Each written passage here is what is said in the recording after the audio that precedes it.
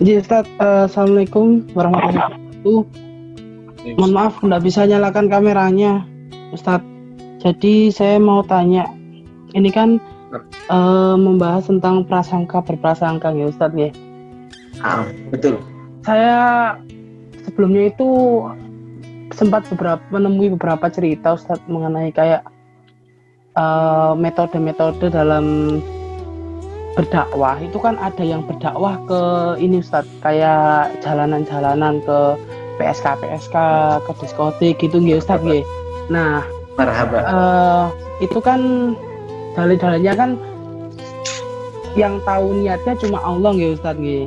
Mereka bilangnya gitu, yang tahu niatnya cuma Allah. Jadi kita melakukan apa yang menurut kita benar selama itu enggak melenceng dari ketentuannya Allah gitu Ustaz ya. Nah, itu kan mengundang prasangka buruk Ustaz. Nah, itu pendapat Ustaz bagaimana ya untuk yang cara berdakwah seperti itu Ustaz? Ya, terima kasih. Assalamualaikum warahmatullahi wabarakatuh. Ya, waalaikumsalam warahmatullahi wabarakatuh. Jadi bagaimana kalau kita berdakwah ya maaf ke tempat-tempat maksiat seumpamanya ya, ke tempat-tempat di mana tempat tersebut dikenal dengan orang yang tidak baik. Yang pertama saya sampaikan, untuk diri kita kalau melihat seorang ustadz, seorang guru atau seorang teman kita berada di tempat tersebut, ya kita tidak boleh berprasangka jelek. Kitanya tidak boleh berprasangka jelek. Tapi untuk kita yang berdakwah di tempat tersebut juga harus menjaga protapnya tentunya. Menjaga protap keagamaannya, aturan-aturan keagamaannya. Contohnya, seumpamanya kalau ada orang minum, ya kita tidak boleh duduk di situ, dilaknat juga. Dan protap-protap keagamaan, artinya ada hal-hal tertentu yang apabila kita berbuat akan melepaskan iman kita, juga itu harus kita hindari. Harus kita hindari.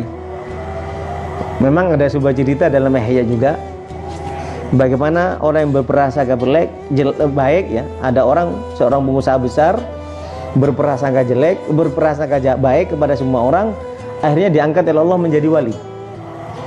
Orang ini kedatangan perampok dengan bagian ulama, perampok dan komplotannya dengan bagian ulama, maka sesama si pedagang ini dihormat, disambut, dikasih makanan yang enak dengan sangat luar biasa. Kenapa? Melihat pakaiannya, oh berarti ini ulama si pedagang ini. Akhirnya apa? Si perampok ini tidak jadi merampok karena sajiannya luar biasa. Dan si perampok ini mikir, kalau saya ini merampok di sini mungkin dapatnya kecil. Ternyata betul. Setelah mau pulang si ulama ini, padahal perampok sebetulnya dan komplotannya, malah dikasih hadiah yang kalau merampok hadiahnya tidak dapat sebesar itu. Subhanallah, setelah perampok ini pulang secara singkat, keluar dari rumahnya si pedagang ini pada waktu jalan melihat perampok dan kelompok komplotannya ada di tempat pelacuran, tempat maksiat.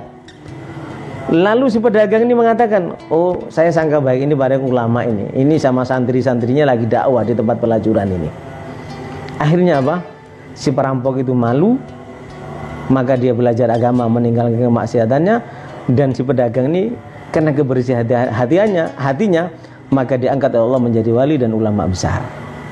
Jadi jangan salah, yang kitanya yang melihat harus berprasangka baik. Jangan setiap melihat sesuatu, oh ini melihat teman kita di tempat yang tidak benar, harus kita berprasangka baik untuk mungkin dakwah. Tapi yang kita di tempat itu jangan tinggalkan protap aturan keagamaan. Rasulullah mengatakan, menyamakan, jangankan orang lain, walaupun dirinya pun tidak boleh meninggalkan protap aturan keagamaan itu, apalagi orang lain. Ini mungkin yang perlu saya sampaikan.